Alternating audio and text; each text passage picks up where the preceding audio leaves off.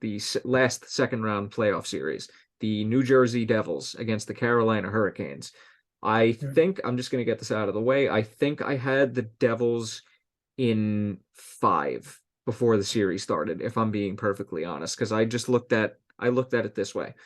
The Hurricanes are down Andrei Svechnikov and Teuvo Teravainen, and the Devils are coming off of let's call it a flat out dominant performance against the Rangers in Game 7. They're still the younger and faster team, arguably. I think younger. They're still the faster team. The question that I was going into the series is how are they going to match up against Carolina? Because in my opinion, look what happened with the Rangers in the bubble. Carolina killed them. And, well, I mean, the physicality wasn't exactly there on the Rangers end to the extent that it was on the Hurricanes end when they played the Rangers in the bubble. But I think the Devils showed that, okay, this team might actually be legit. And Akira Schmid, let's give him credit. I mean, he played friggin' great in that Game 7. So the kid can play. The kid can play. A little bit worried about his Game 1 against Carolina, to be honest with you.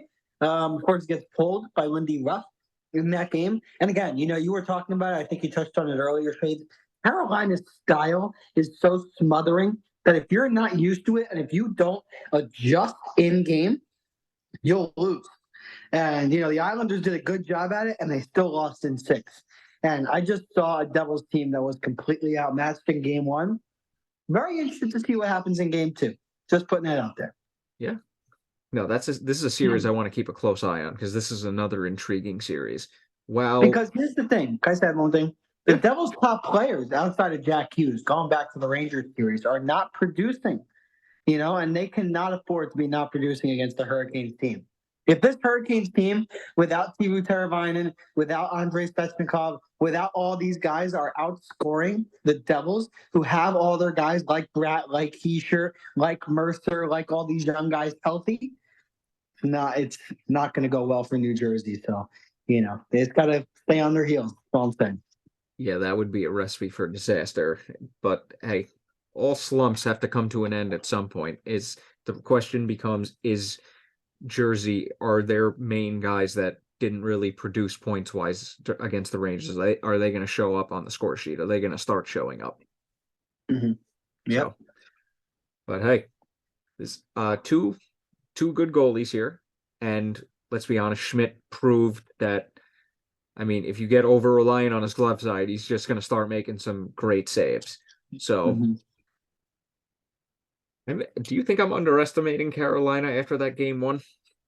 I do. Or do you think that was just extremely uncharacteristic, or one of those games? I think you're underestimating Carolina a little bit.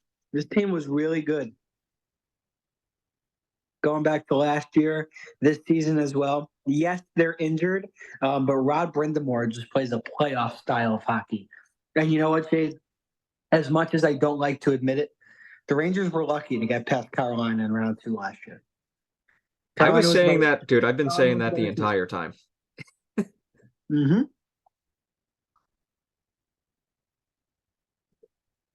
Yeah. I'm sorry. I never held back on my opinion about how the team played last year. Never held back. I don't care how far they got. Sorry to cut you off there. No, you're good. And credit to you for that prediction. Yeah. Anyway, the Devils, I have them in 5, or had them in 5. I might as well stick with it at this point. What did you have? I had the Hurricanes in 6 games.